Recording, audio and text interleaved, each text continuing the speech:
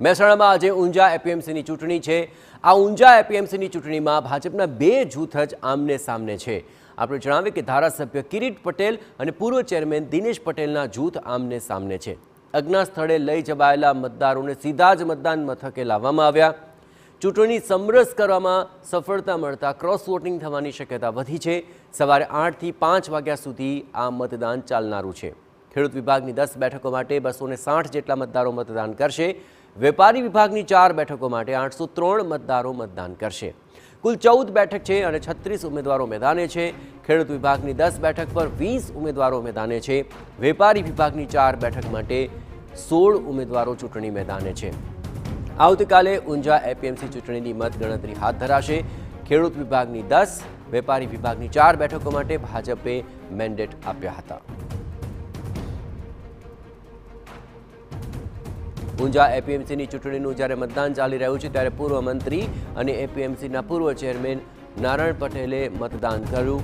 મતદાન બાદ તેમણે નિવેદન આપ્યું, વેપારી અને ખેડૂત વિભાગનું મતદાન થઈ રહ્યું છે। હું પાર્ટીની સંનિષ્ઠ કાર્યકર્તા છું, એટલે બીજું વિચારી શકાય નહીં। જેને જે રીતે મતદાન કરવું હશે એ કરશે। ભાજપ વર્સિસ ભાજપ એ પાર્ટીનો વિષય હોવાનું પણ તેમણે સ્પષ્ટપણે કહ્યું। મારો પૌત્ર ઊભો રહ્યો ચૂંટણીમાં એ લોકશાહીની જ પદ્ધતિ છે। જિલ્લા ભાજપ પ્રમુખ અને નેતાઓનો વિષય છે। અરવિંદ પટેલ બાબતે નારાયણ પટેલે નિવેદન આપ્યું કે મેન્ડેટ બધાને મળે એ શક્ય નથી।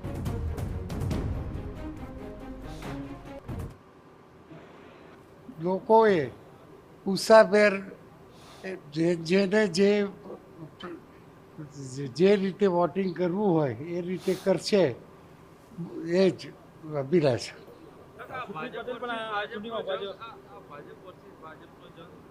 એ પાર્ટીનો વિષય છે, મારો વિષય નથી। હું પાર્ટીમાં કોઈ હોદ્દેદાર નથી। એ તો લોકશાહીમાં તો હું એ ઊભો રહ્યો હતો, મારો દીકરો એ ઊભો રહ્યો હતો અને એનો પુત્ર એ ઊભો રહે। એ લોકશાહીની પદ્ધતિ છે। એટલે દરેક લોકોને થોડી અપેક્ષા હોય, આકાંક્ષા હોય અને દરેક જણ આ એપીએમસીના વહીવટમાં યોગદાન આપવા માટે પોતપોતાની રીતે પ્રયત્નો કરતા હોય। આ ચૂંટણી છે, ભારતીય જનતા પક્ષે જે મેન્ડેટ આપ્યો છે એ ઉમેદવારોને અમે વિજેતા બનાવવા પ્રયત્નશીલ અને કટિબદ્ધ છીએ। સાહેબ, છેલ્લી ઘડી સુધી ખેડૂત વિભાગની બેઠકો સમરસ કરવા આપના કાર્યાલય ખાતે પણ પ્રયાસો કરવામાં આવ્યા, પણ નિષ્ફળ નીવડ્યું ભાજપ। શું કહેશો? ના, એવું કંઈ છે નહીં। અમે અમારી રીતે તો અમને જે મેન્ડેટ છે એ પ્રમાણે જ મતદાન થશે એવી અમને અપેક્ષા છે।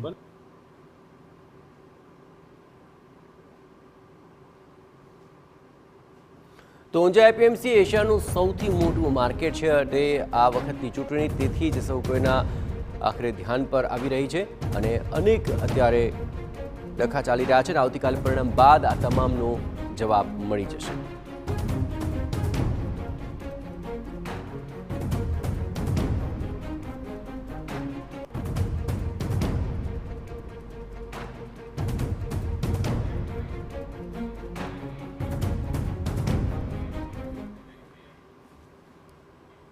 આ સમગ્ર મામલે વધુ વિગતે વાત કરવા માટે જોડાઈ રહ્યા છે TV9 સંવાદદાતા મનીષ મિસ્ત્રી। મનીષ, હાલ જે રસપ્રદ જંગ ચાલી રહ્યો છે, ખાસ કરીને જે મતદાતાઓ જેમને લઈ જવાયા હતા અને સીધા જ હવે મતદાન મથકે લાવવામાં આવી રહ્યા છે, ખેડૂત વિભાગ અને આ બંને વિભાગોની જે ચૂંટણીઓ ચાલી રહી છે, હાલ આપ ત્યાં શું માહોલ જોવા મળી રહ્યો છે? જે રસાકસી અને જે સમાધાનને સમરસ થવાના પ્રયત્નો હતા તેની કોઈ અસર આ મતદાન પર જોવા મળી રહી છે ખરી, મનીષ?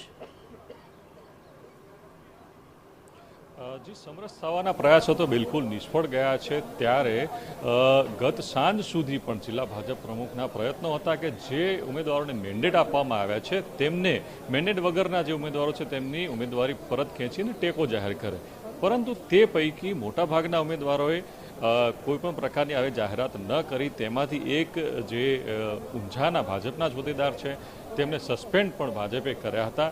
ત્યારે તેમને પણ એક નિવેદન આપ્યું હતું કે છેલ્લી ઘડી હવે કોઈ શક્યતા નથી કે પોતે ઉમેદવારી પાછળ ખેંચે. મારી પાછળ આપને દ્રશ્યો પણ બતાવવા માંગીશ કે એક પ્રકારનો અહીંયા માહોલ આપ જોઈ શકો છો કે અહીંયા કોણ જીતશે, કેટલું મતદાન થશે, કેવું મતદાન થશે, એના એક સવાલો ઊભા થયા છે.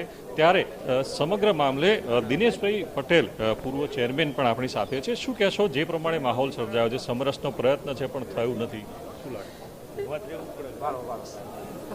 ભારતીય જનતા પાર્ટી તરફથી મેન્ડેટ વખતે સમરસ માટે ખૂબ જ પ્રયાસ કર્યો, પણ ક્યાંક કેટલાક ઉમેદવારોને મહત્વાકાંક્ષા હોય એની લીધે સમરસ નથી થઈ શક્યું.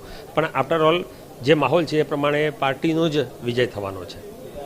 ગઈકાલ સાંજ સુધી આ પ્રકારનો પ્રયત્ન કરવામાં આવ્યો હતો કે જે ભાજપના મેન્ડેટવાળા છે ઉમેદવારો એમને ટેકો જાહેર, પણ કેટલાક ઉમેદવારો ટેકો જાહેર ન કર્યો અને એમાં એક આગેવાનને સસ્પેન્ડ પણ કરવામાં આવ્યો.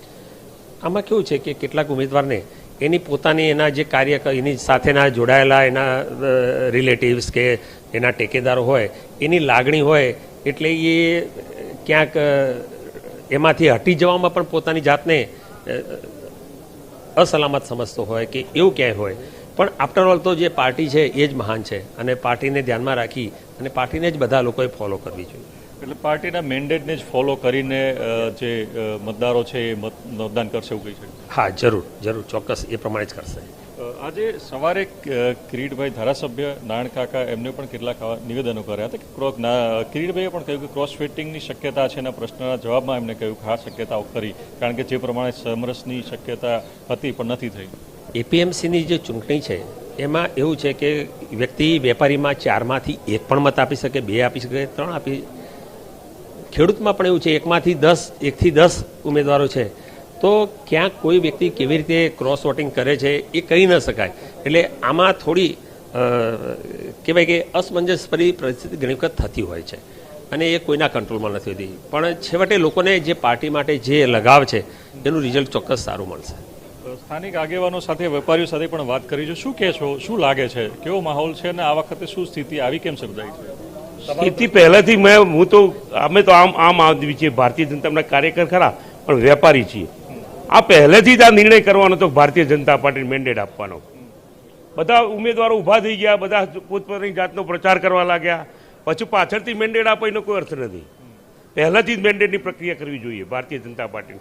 સ્થાનિક આગેવાનો ખરા ત્રણને બધાને બોલાવી પહેલાથી પ્રક્રિયા ચૂંટણીની કરવી જોઈએ.